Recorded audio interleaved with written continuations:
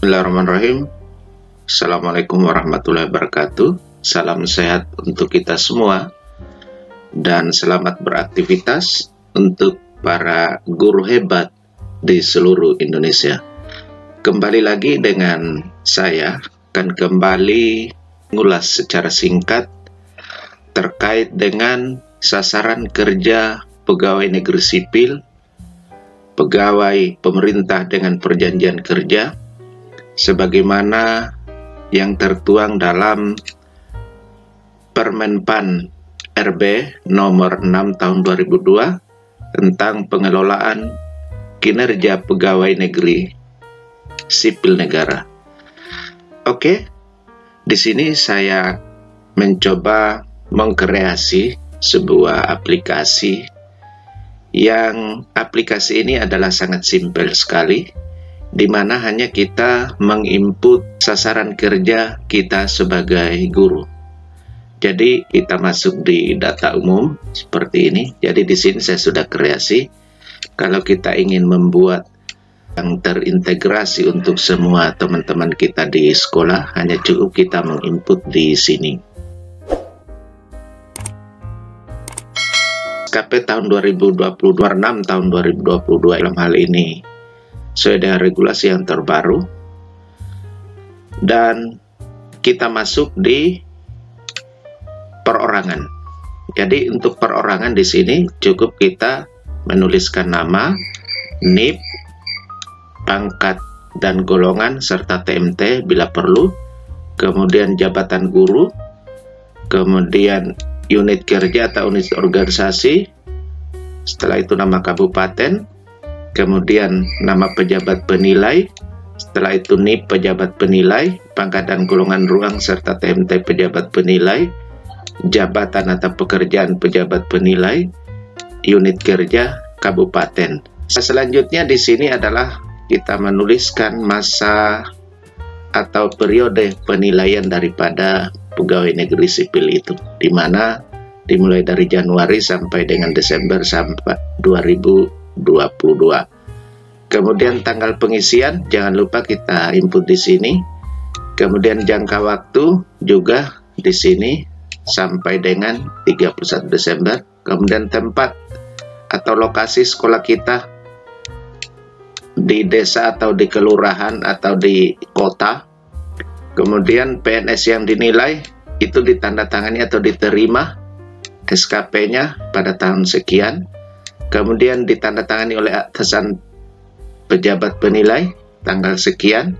Setelah kita menuliskan semua ini secara lengkap, maka tinggallah kita akan masuk di rencana kerja awal jabatan fungsional. Jadi di sini Bapak dan Ibu guru hebat di seluruh Indonesia, di sini adalah tinggal kita menuliskan hasil kerja pimpinan kita, dalam hal ini kepala sekolah yang diintervensi. Jadi di sini sampai dengan tugas tambahan. Setelah itu di sini adalah kita menuliskan rencana hasil kerja kita. Misalnya karena guru ini adalah mengajar di kelas 9 atau di kelas 3 SMP, maka cukup kita menuliskan di sini. Kemudian di kolom sini ada kuantitas, kualitas, dan waktu. Kemudian target dituliskan di sini. Ya, seperti itu. Kemudian di sini masuk di penetapan. Penetapannya tinggal kita lihat mana kira-kira yang bisa kita tetapkan untuk kita laksanakan penilaian kinerja itu. Selanjutnya Bapak Ibu, setelah kita mengisi kedua tab ini, maka secara otomatis akan terisi semua bagian-bagian yang ada di sini.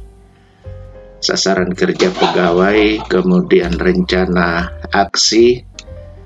Perlu diketahui bahwa rencana aksi untuk SKP yang saya buat ini adalah dibuat per triwulan.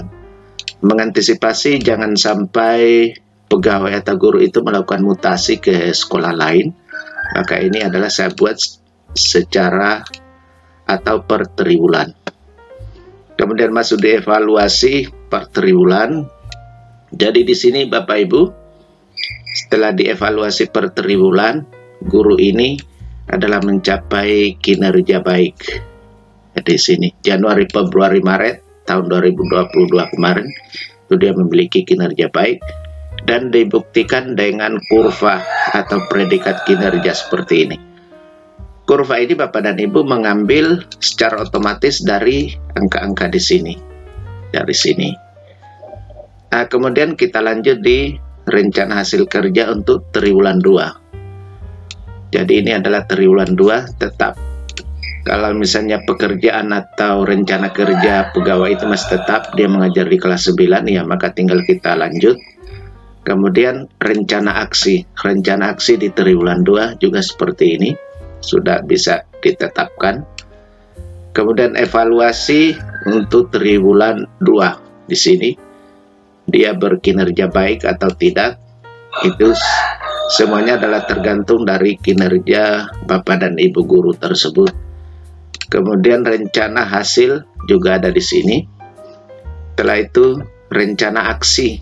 Ini rencana aksi yang dilakukan oleh guru tersebut. Setelah itu adalah rekaman informasi umpan balik berkelanjutan. Jadi seperti ini adalah rekamannya.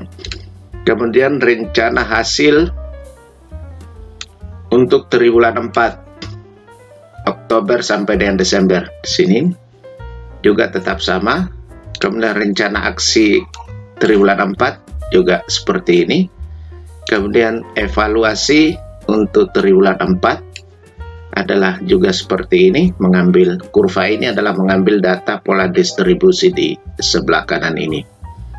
Kemudian evaluasi akhir Bapak dan Ibu. Ini adalah evaluasi akhir mulai dari triwulan 1, triwulan 2, triwulan 3, dan triwulan 4. Juga dia masih tetap berpredikat kinerja baik seperti itu. Kemudian laporan. Jadi ini laporan hasil penilaian kinerja. Jadi seperti ini formatnya. Ini data-data ini semua Bapak dan Ibu sudah terekam secara otomatis di awal tadi.